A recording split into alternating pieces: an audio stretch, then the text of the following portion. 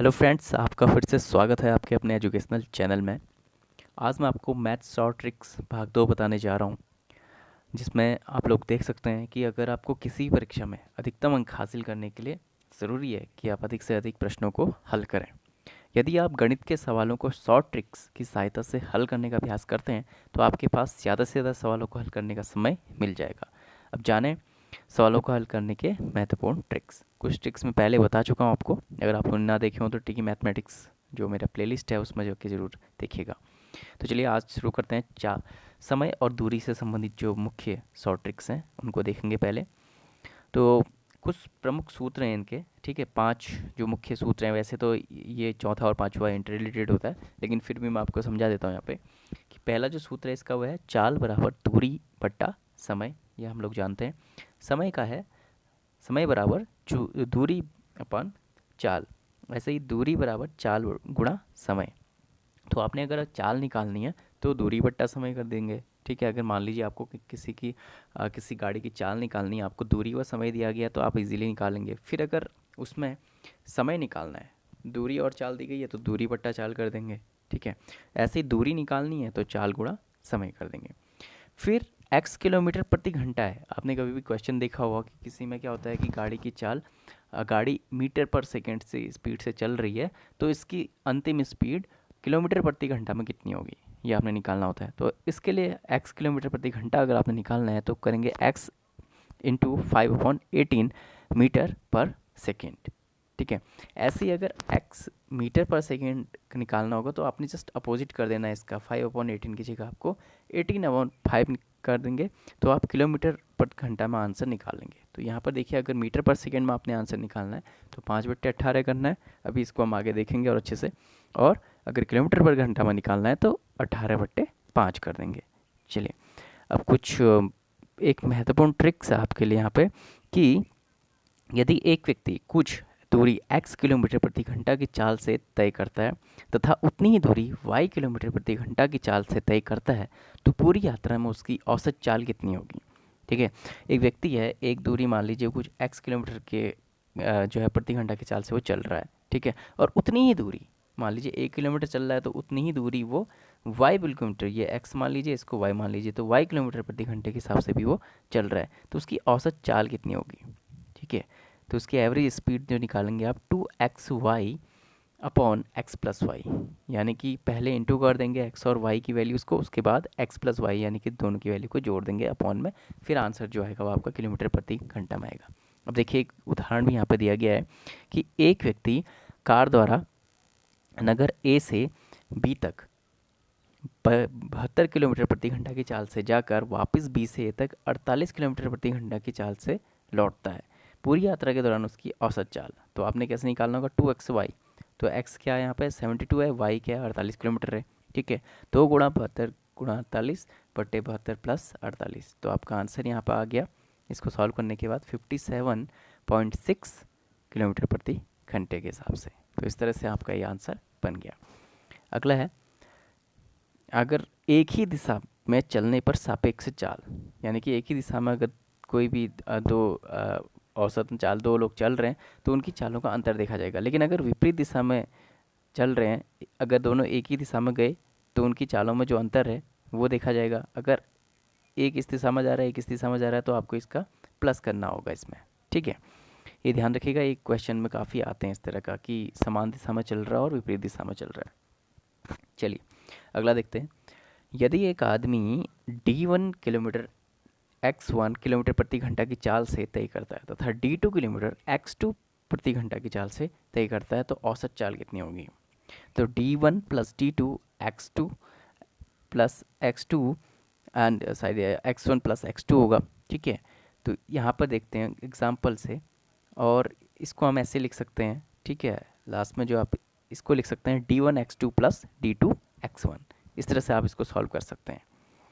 अब देखिए उदाहरण देख लेते हैं। एक व्यक्ति 30 किलोमीटर की दूरी को 6 किलोमीटर प्रति घंटा की चाल से तय करता है तथा शेष दूरी 40 किलोमीटर दूरी को 5 घंटे में तय करता है।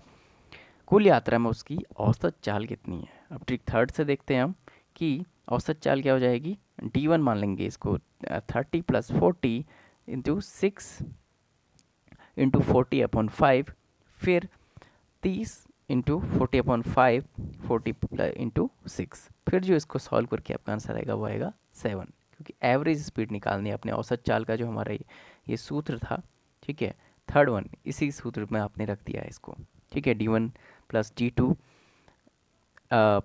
ये x2 plus x2, x1 plus x2 upon होगा ये, ठीक है, अपॉन जो है इसके d1 x2 upon d2 x1, इस तरह से इसी फॉर्मूले में रख के आपने ये मान रखें तो आपका उत्तर आ गया, ठीक है। नेक्स्ट देखते हैं, यदि एक व्यक्ति x किलोमीटर प्रति घंटा एवं y किलोमीटर प्रति घंटा एवं z किलोमीटर प्रति घंटा की चाल से चलता है तथा प्रत्येक अवस्था में समान दूरी तय करता है तो औसत चाल, अगर समान दूरी कर रहा है तो ये बहुत इजी हो जाता है कैलकुलेट करना। आप देख सकते हैं कि 3xyz upon xy plus yz plus zx।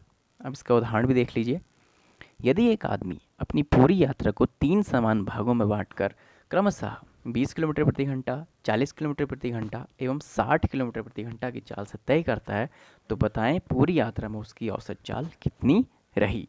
तो औसत चाल आप निकालनी है तो 3, अगर आप इसको देखें 3 समान भागों में बांट के, तो 3 × 20 × 40 × 60 आप करेंगे, फिर 800 प्लस 2400 प्लस 1200, इसी फॉर्मूले के आधार पर तो आपका जो आंसर आया वो है 32.72। इनको आप जितने ज़्यादा इनसे रिलेटेड क्वेश्चन करेंगे और खुद से करने की कोशिश करेंगे तो उतना आपका हाथ जो है साफ होगा गणित में, क्योंकि मैथ्स जो है आपको अभ्यास मांगता है, ठीक है। अगला देखिए, अगली ट्रिक क्या है, यदि कोई व्यक्ति एक वास्तविक चाल से a/b चाल से चलकर गंतव्य स्थान पर t समय पहले या देर से पहुंचता है तो वास्तविक चाल से गंतव्य स्थान तक पहुंचने में लगा समय क्या होगा, a/t अपॉन a और b का अंतर। तो नए चाल में जाने में लगे समय क्या करेंगे आप, b/t और a और b का अंतर आपने करना होगा। इसका उदाहरण से समझते हैं,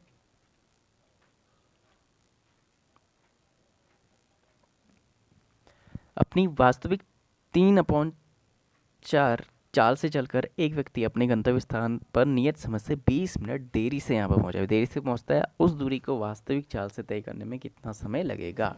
तो आप ट्रिक 5 से जो अभी हमने देखी उसको देखें तो लगने वाला समय हो जाता है 3 × 20, ठीक है, 3 × 20/4 - 3, तो आपका जो आंसर आ जाएगा वो आ जाएगा 60 मिनट। अब देखिए अगला जो ट्रिक है, यदि दो व्यक्तियों के चालों का अनुपात x1 अनुपात x2 हो तो इसके द्वारा बराबर दूरी तय करने में लगे समय का अनुपात x2 अनुपात x1 होगा। अब उदाहरण देखिए, a तथा b की चालों का अनुपात क्या है, 2:3 है। यदि किसी निश्चित दूरी को तय करने में b यानी कि 36 मिनट लें, यानी कि b जो है 36 मिनट लें, a इस दूरी को कितने समय में तय करेगा। ये क्वेश्चन आते हैं इस तरह के, तो आपको क्या करना होगा, 2:3 क्या है 36 मिनट और a का आपने निकालना है, तो 2 अनुपात कितना 3 × 36 आप इसको कर देंगे, 3 को यहाँ ले जाएंगे तो 3 × 36/2, तो आपका जो आंसर आ जाएगा वो आ जाएगा आपका 54 मिनट। ऐसे ही अगला ट्रिक है, यदि कोई व्यक्ति x किलोमीटर प्रति घंटा की चाल से दौड़ रहा है तथा t समय के बाद दूसरा व्यक्ति y किलोमीटर प्रति घंटा की चाल से पीछा करता है तो ताक पकड़ने में लगा समय, तो इसको हो जाएगा x × t अपॉन चालों का अंतर, तो पकड़ने में तय की गई दूरी xy × t अपॉन चालों का अंतर। अब उदाहरण देखते हैं, एक चोर एक कार चोरी करके 1:30 बजे दोपहर 60 किलोमीटर प्रति घंटा की दर से कार चलाकर भागा। 2 बजे चोरी का पता चलने पर दूसरी कार से 45 किलोमीटर घंटे की चाल से कार मालिक द्वारा उसका पीछा किया गया, वह चोर को कितने बजे तक पकड़ सकेगी। ठीक है, तो ट्रिक 7 से आप देखेंगे तो पकड़ने में लगा समय आप देखेंगे कि 60 × 30 करेंगे, ठीक है, अपॉन 75 - 60, तो इस हिसाब से जो समय जाएगा 1815 यानी कि 120 मिनट, तो 120 मिनट हो गया 2 घंटे के बराबर, तो 4 बजे जो लोग चोर है वो पकड़ा जाएगा। यहाँ पर हमने 30 इसलिए लिया क्योंकि एक 30 बजे भागा तो 2 बजे आधे घंटे का अंतर हो गया ना, तब हमने यहाँ पे 30 लिया है, ठीक है। चलिए आगे अगली ट्रिक देखते हैं, यदि कोई व्यक्ति आधी दूरी x किलोमीटर प्रति घंटा तथा शेष आधी दूरी y किलोमीटर प्रति घंटा की गति से पूरा करता है, यदि कुल मिलाकर t समय लगे तो दूरी कितनी हो जाएगी, 4xy/t अपॉन 2x + 2y। देखिए उदाहरण से समझिए इसको, रमेश अपनी पूरी यात्रा का आधा भाग 4 किलोमीटर प्रति घंटा की की गति से वह शेष आधी दूरी 5 किलोमीटर प्रति घंटा की गति से पूरा करता है। यदि पूरी यात्रा में उसे 42 मिनट लगें तो कुल दूरी कितनी होगी? तो कुल दूरी निकालने के लिए एक्स वाई के मान को आप रख देंगे 4 × 4 × 5 × 42। ठीक है, एक्स क्या है यहाँ पर 4 पहले किलोमीटर दे रखा है, फिर आपको क्या करना है, एक्स का वाई कितना हो गया, वो 4 × 5। ठीक है, समय के साथ उसको गुणा करेंगे 5 किलोमीटर घंटा प्रति घंटा किससे, ठीक है, इंटू मिनट जितना है समय टी जो आ गया लास्ट में 42 आ गया। फिर 2 गुणा एक्स का मान है 4 प्लस 2 गुणा वाई का मान है 5। तो इसको हम सॉल्व करेंगे तो आंसर आ जाएगा 3.5 किलोमीटर। ऐसे ही दोस्तों अगर कुछ अभ्यास के प्रश्न भी दिए गए हैं हमारे जो एग्ज़ाम में आते हैं इस तरह के, तो एक कार, पहला देखते हैं, एक कार 420 किलोमीटर की दूरी एक समान चाल से तय करती है। यदि कार की चाल 10 किलोमीटर प्रति घंटा अधिक होती है तो वह दूरी तय करने में 1 घंटा कम समय लेगी। तो कार की चाल क्या है? तो प्रश्नानुसार जो है, माना कार की चाल x किलोमीटर प्रति घंटा है, तो प्रश्न के अनुसार अगर हम 420 x-1 कर लें तो 420 अपॉन x प्लस 10 ये हो जाएगा। ठीक है, तो इसलिए से जो हल करके हमारा मान आ जाएगा वह जाएगा 60 किलोमीटर प्रति घंटा। अगर आपको किसी में भी कुछ समझने में कोई ट्रिक में कुछ प्रॉब्लम हो तो ज़रूर पूछिएगा। अब देखिए अगला प्रश्न भी समझिए। एक आदमी जो अपनी सामान्य चाल से 6.5 चाल से चलता है तब वह अपने कार्यालय 30 मिनट पहले पहुंच जाता है। उसका कार्यालय पहुंचने का सही क्रम कितना है? तो सही समय कितना है, इसमें ट्रिक 5वीं लगेगी। तो देखिए 6 × 30 हो गया, 6 × 30 6-5 अभी हमने किया था जस्ट पहले, तो 6 × 30/1 ये हो गया, तो इतना 180 मिनट यानी कि 3 घंटे का उसका समय होगा। अगला है 3 कारों की चालों का अनुपात 2:3:4 है। एक निश्चित दूरी तय करने में इन कारों द्वारा लिए गए समयों का अनुपात क्या होगा? तो चाल बराबर दूरी बट्टा समय, तो समय बराबर क्या हो जाएगा, दूरी बट्टा चाल। तो दूरी बट्टा चाल आपको कर देना है। तो चालों का अनुपात अगर 1/2 है तो इसका मतलब हो गया वो 1/2 है, 1/2 और अनुपात 1/3 1/4 अनुपात। तो इस तरह से आपका जो आंसर आ जाएगा 6:4:3 ये सॉल्व करने के बाद। तो काफ़ी इजी क्वेश्चन है। ठीक है, तो इस तरह से हमने आज चाल के प्रश्न किए हैं। नेक्स्ट जो वीडियो आएगा उसमें धारा या नाव से संबंधित जो प्रश्न आ रहे हैं ना, विपरीत दिशा में समान दिशा में बह रही, तो उस पर के क्वेश्चन मैं आपके लिए लेकर आऊँगा। तो मिलते हैं आपसे अगले लेसन में दोस्तों। अपने साथ ऐसे ही बनाए रखिए और वीडियोस को लाइक भी कीजिएगा और अधिक से अधिक शेयर कीजिएगा। कोई अच्छा सा कमेंट हो आपको या कोई सजेशन हो तो वो भी ज़रूर दीजिएगा।